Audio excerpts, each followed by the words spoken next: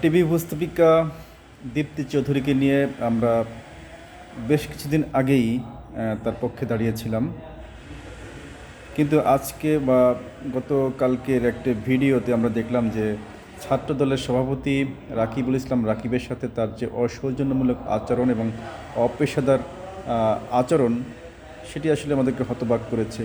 আমরা জানি যে গত 17 বছরে বাংলাদেশের শুধু ছাত্রলীগ ছাড়া অন্যান্য ছাত্র সংগঠনেরগুলো কী অবস্থা ছিল, এবং এই নির্যাতন নিপীড়নের মধ্যে দিয়ে একটা ছাত্র সংগঠন যে এই পর্যন্ত টিকে রয়েছে এবং তার নেতৃত্বে যে নেতারা নেতৃত্ব দিয়ে এই পর্যন্ত এসেছে, সেটিকে সাধুবাদ জানানো দরকার ছিল। আমরা দেখেছি যে ইতিপূর্বে ওই সমস্ত টেলিভিশনগুলোতে বাংলাদেশের বিরোধী মতের যারা রাজনীতিক তাদেরকে ডাকা হতো না, ডাকা হয়নি।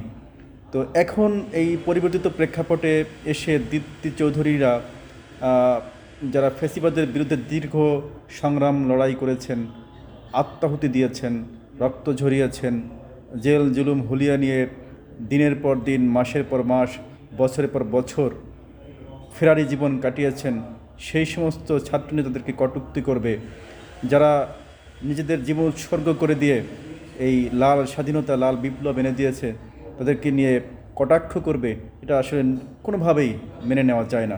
আমরা জানি যে এই সমস্ত মিডিয়া বিগত 17 বছর শেখ হাসিনার পা চেটেছে, গোলামি করেছে। বাংলাদেশের গণমানুষের কথা না বলে তারা একটি দলের কথা বলেছে এবং একজন নেত্রীকে তারা মানে দেবীর আসনে বসিয়েছে। সেই সমস্ত মানুষ যখন এই ত্যাগী পরিশ্রমী নেতাদেরকে নিয়ে কথা বলে, এটা আসলে নিন্দা জানানোর ভাষা আমার জানা নেই। আমার মনে হয় বাংলাদেশের সমস্ত রাজনৈতিক দলগুলোকে মিলে একতাবদ্ধ হয়ে এই ফ্যাসিবাদের দোসর এই সমস্ত মিডিয়ার বিরুদ্ধে কথা বলা উচিত এবং তাদের বিরুদ্ধে বয়কটের ডাক দেওয়া উচিত।